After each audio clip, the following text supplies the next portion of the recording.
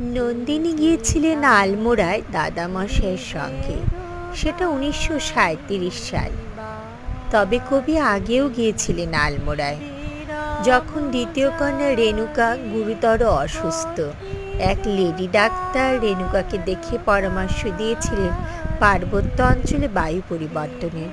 প্রথমে স্থির হয় হাজারিবাগে যাবেন, পরে মত পরিবর্তন হয় হাজারিবাগের পরিবর্তে আলমোড়ায়। আলমোড়ায় বসেই কবি লিখেছেন তার শিশু বইয়ের কবিতাগুলি। সেটা 1903 সালের কথা। আর 1937 সফরকালে লেখেন ছড়ার ছবি ও বিশ্ব পরিচয়।